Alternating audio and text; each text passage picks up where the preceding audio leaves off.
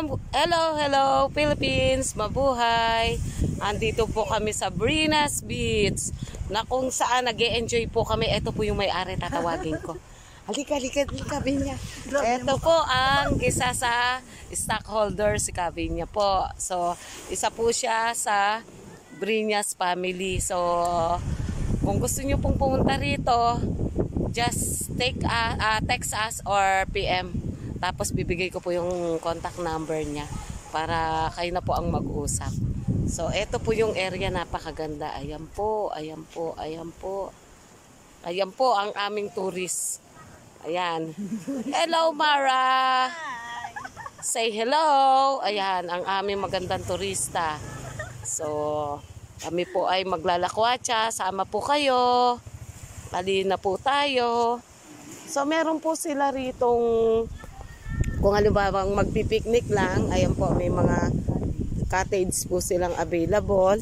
At kung mag-overnight na rin po, ay meron din po. So, ayan po. Accommodation. Marami silang cottages. Tsaka accommodation. Tapos, ano po, meron din po sila kung gusto nyo ng fun play. Meron po silang volleyball, ano rito. O, para maganda ang, kung barkadahan. Ayan ang kanilang area. Brinas Beach Resort. Okay po. Halika po, papasyal po tayo rito. Ganda po ng sand nila. Hindi nyo na kailangan pumunta sa Boracay. Dito pa lang sa Polillo Island, makikita nyo na at matatagpuan ng napakagandang beach. Ayan po ang kanilang, ang kanilang sand. Napaka pino. Original po talaga yan. Ayan. Po tayo. Pasyal po tayo. Para may mga pine tree. Ayan po ang kagandahan ng kanilang pine tree. So fine talaga. Very so fine. If you want to have just fun, picture po kayo rito sa circle. O kaya kung kayo naman po ay in love, dito naman po kayo sa heart. Kung broken naman po kayo, doon na lang po kayo sa naka-incline chair. So ayan po. Ayan po, si Mara po, in love daw po siya, kaya dito siya sa heart. Ako mamaya doon sa incline kasi pang thunders. Ayan. Ayan po, mga ka-farmville. Pasyal po tayo. Mamaya na ako pabalik. Sana may araw pa. Iikot lang po kami. Kasi may chika si Kabinya rito, bibigyan yata ako ng portion ng lot niya. So, titingnan natin kung saang area.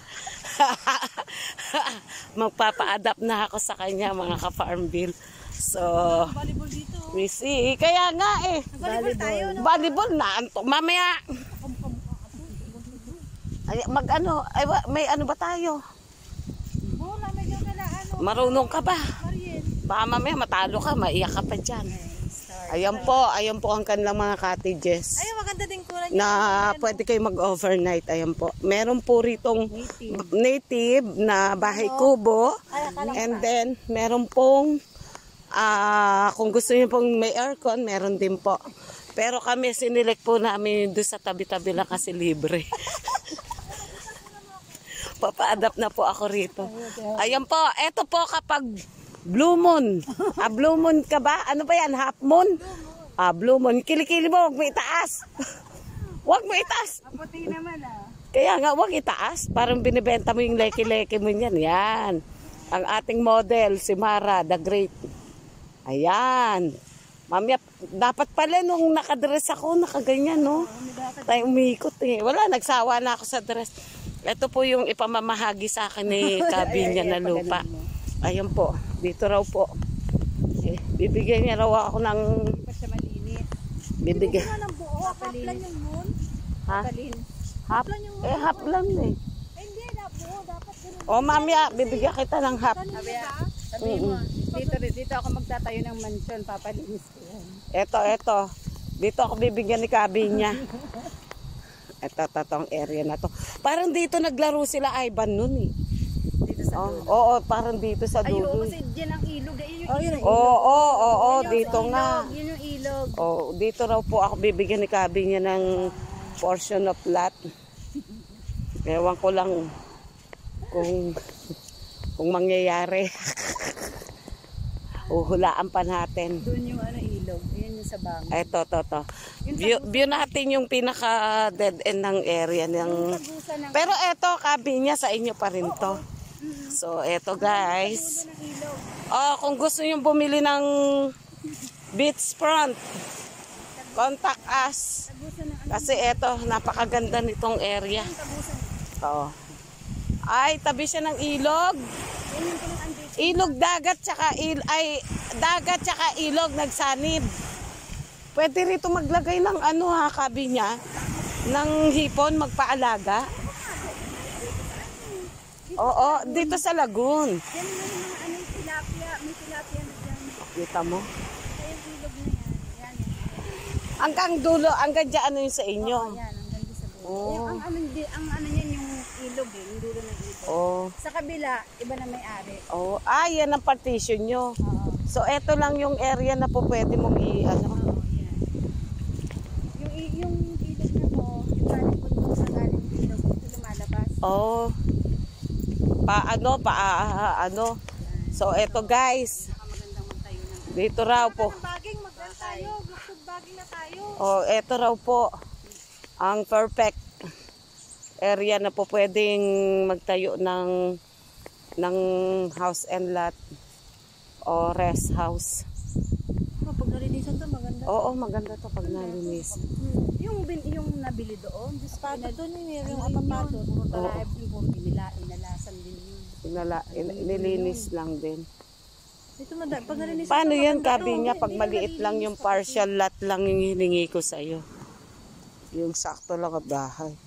Paano kayari yun? Ha? Ay, anong sabi mo, Mara? Pag nalinisan, maganda siya. Oo. Pag nalinisan. Basta dyan ng mga Diba? ng mga cottage. Mm-mm. Ganda siya. Ito ang pang nasa 1 hektarya to eh. 1 hectares to. 1 hektarya. O, tinaniman na yung mga Pero nyug. kung gusto mo naman, basta mo 300 Tinaniman na nila ng nyug. Oo. Pwede naman tayo tumisang. Ano Pero ang to? gusto kasi nila, hanggat maaari, yung buo na. Na ano. Yung 1 hectare? Oo, yung 1 hectare. Pero kung talagang gusto mo pagbibigyan ka naman daw kung basta ikaw. Pero sa ibang tao hindi. VIP. VIP. Gusto nila, ipipisang ka tapos pag may may bibili 1 hektar, bawas na yung sa'yo. Oo. Parang ganun. Oo. Pero gusto talaga nila buuan. Hindi, pwede naman yung partial lot lang. Oo, Partial lot lang. hiwalay. Kasi inano ko nga sa kanila, Oo. si Kadori, baka pwede natin pagbigyan. Kasi Oo. hindi naman niya 1 hektarya, 1 hektarya. Ang laki-laki. Laki. Gusto ko lang na mamuhay ng tahimik. 300 to 500 eh. Mm-mm. Sabi yung mga ganun, pwede naman. Talagang kilala naman, hindi naman ibang tao. Oo. At saka yun naman po pwede mo na ibenta yun sa paligid At saka niya. sila mga kapatid. Sige, hindi ko matandaan yung kapatid yun. Sabi nakarating na yun dyan. Maganda rito pagka Inaproval din nila. yung bakasyon na lang. Halimbawa, long vacation na 1 week ka rito mag-stay. Tama. Ang pinaraman kasi ko sa hektarya. Kasi talagang sa hektarya, malawak. Anong gagawin Oo. yun? Oo, malaki yun. Oo, gagawin ko. Business na. Oo. Pero yung invest ko sa mga bakasyon. Maganda rito, guys. Kasi tingnan yung talaga. Dagat, Napakaganda ng tingnan nyo ang dagat. Diyan, Yes, guys, makita nyo lang. hanginan diyan. Yung buhangin, napakaganda. Hindi lang nalinis kasi guys, walang nagme-maintain pa dahil sa laki ng property nila. Ayan, napakalinis ng dagat. Puting-puting-puti talaga. At saka hindi siya malumot. Maganda siya, hindi siya malumot. Diba? Kaya walang dikya. Walang dikya rito kasi hindi malumot. Ha? Oo. Si Tekla lang ang nandito. Ayan guys. Dapat lagyan daw namin ng net. Oo, para hindi pumasok Para yung... safe. At saka hindi Oo. kung may net yan, wala mga ganito. Oo, hindi papasok yung mga dumi. Hindi yan papasok. At saka safe. Safety pa naman. Oo. Lalo pa kung summer. Oo. Meron na din O baka mamaya umabot na hanggang saan yung Yan. Oo. Ang ang lakas na signal dito ha. Oh, naghahanap Panay sila tunog ng na ano, cellphone mo. dapat daw mainit. Ayan guys. Dito Oh. maano ang signal. Oh. Ayun oh. Ayan guys. Eto in the future, malay mo naman, mawala ng malay. Oo. Kunin mo na yun. Bigyan ako ng tigati tayo, Mara. Ayan.